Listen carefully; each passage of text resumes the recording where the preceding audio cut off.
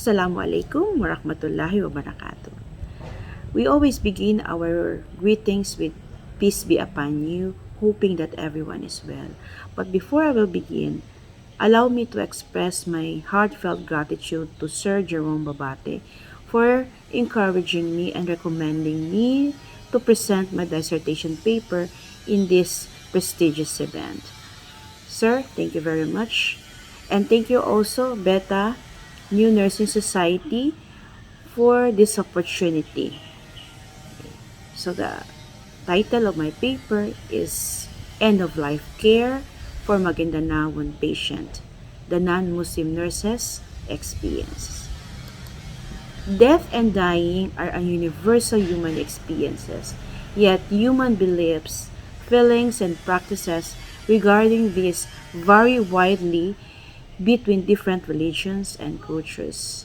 Okay. Providing culturally competent care in clinical practice according to Bebenishti 2004 can also be very challenging. Hence, coping with differences in culture is becoming a major healthcare issue.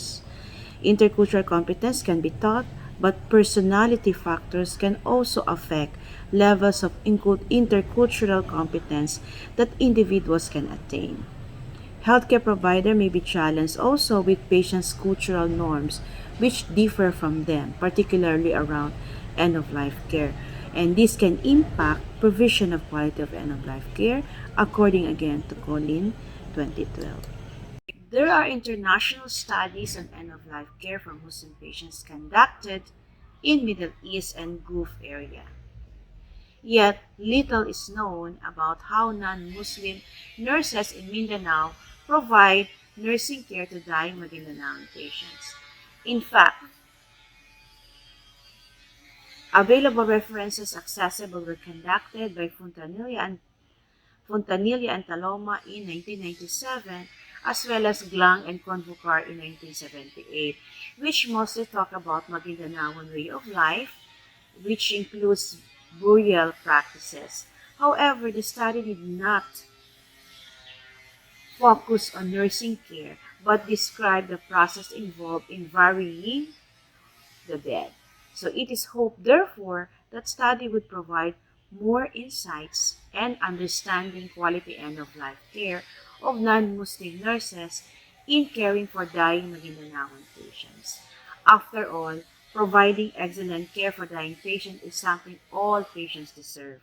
So it is important to remember that most patients want to prepare for death if possible, according to Chiplasky, 2001. Now, the intent of the study was to explore the experiences of non-Muslim nurses in caring for dying Maguindanaoan patients in an intensive care setting. The study attempted to describe the meaning of experiences, the difficulties, and the challenges the non-Muslim nurses encountered as they provide this end-of-life care by attaining peaceful and a dignified death within the Islamic context. For the methods, for design, I have actually employed qualitative in orientation and phenomenological in approach, specifically exploratory descriptive design. Setting is Cotabato Regional Medical Center. Participants, 7 non-Muslim nurses assigned in Medical Intensive Care Unit of CRMC. Okay, they have at least 1 to 3 years experience caring of Maguindanaoan patients in ICU. Instrumentation, one-on-one, in-depth interview or intensive interviewing with the respondents. And ethical considerations, obtain approval from Research Ethics Board of CRMC. Now for the results of the study, but before that, framework of analysis. I have adopted thematic analysis as my framework using colysis, phenomenological, or methodological interpretation. The transcripts and field notes were analyzed for common themes and patterns which were used to gain a better understanding of the experience of the non-Muslim nurses. Caring was identified by reading through each transcript and underlining important phrases. The transcripts were read multiple times to ensure that the full experience of the providing care to dying Muslim patients was obtained.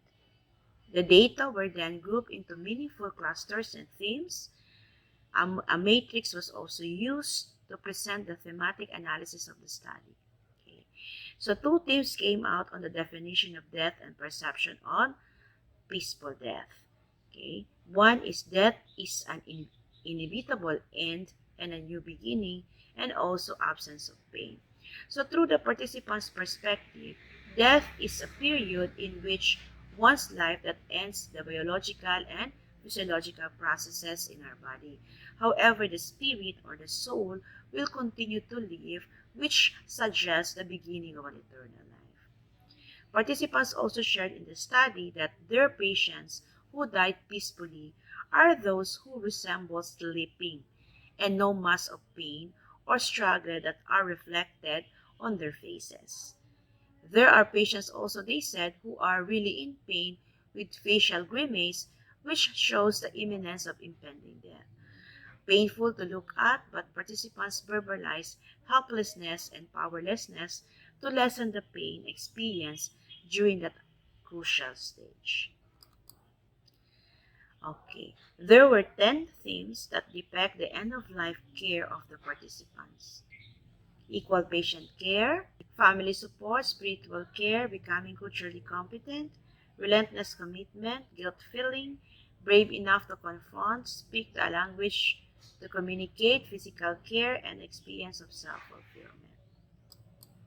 Now, what is the knowledge generated out from this paper? Drawing from the results of the study with its emerging theme, which is presented here, themes extracted from the experiences and narratives of the 7 non-Muslim nurses at the ICU revealed the unfolding of a world view of a non-Muslim nurses to the processes involving how and why of caring in their effort to provide optimum end-of-life care. The first box explained the definition of the death and perception of the non-Muslim nurses towards peaceful death. They define death as inevitable end and a new beginning as well as absence of pain. The second box now describes the confidence that in order to deliver an optimum end-of-life care to Maguindanaoan patients, the nurse must render relentless commitment. This implies a deeper sense of connection of the nurse with the patient and his or her family during the difficult period in their life. So the third box portrays the end-of-life care of the participants spelled out into 8 themes. We have the family support, equal patient care, spiritual care, beginning competent, becoming culturally competent, guilt feeling, physical care, speak the language to communicate, and brave enough to confront. Okay? So these 8 themes taken from the narratives of the 7 non-Muslim nurses. And this box explained also, the last box explained the understanding of the participants of their experiences as they provide quality end-of-life care to their Maguindanaoan patients, wherein they consider the experience as a form of self-fulfillment. They were happy of the fact that they were given opportunity to use their talents in order to touch other people's lives. Caring and sharing tender moments with the patients and their family was completely rewarding for these nurses.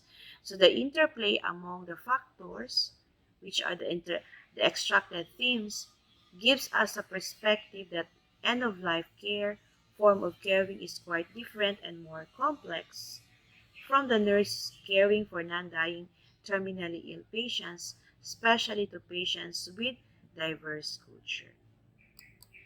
So summary of implications. Communication skills are the basis in providing supportive end-of-life experiences which communicates a plethora of information to family members.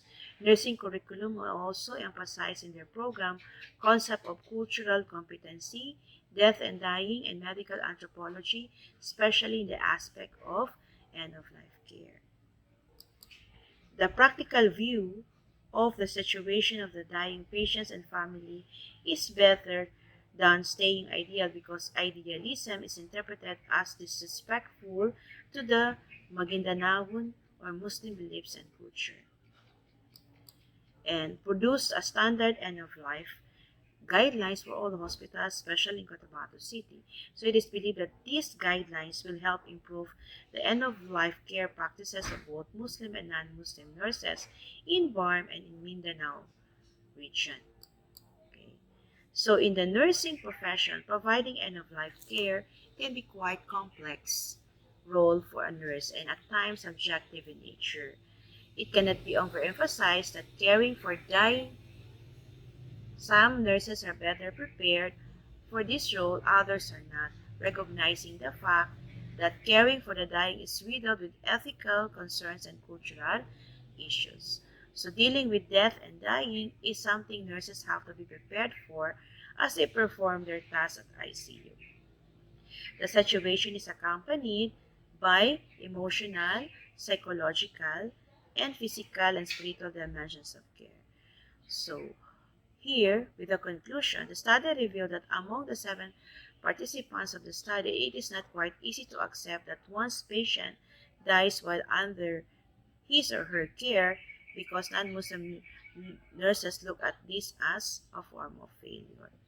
So the perspective for caring for dying lies both within the domain the nurse assumed professional care provider, which includes the expected role, the technical and mechanical aspect, and also the care provider, who embodies the other aspect or elements of caring which I mentioned earlier on the knowledge generated.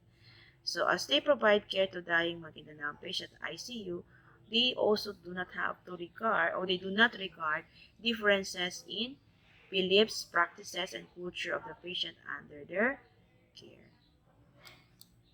So I think that would be all. Thank you very much for listening and have a great day.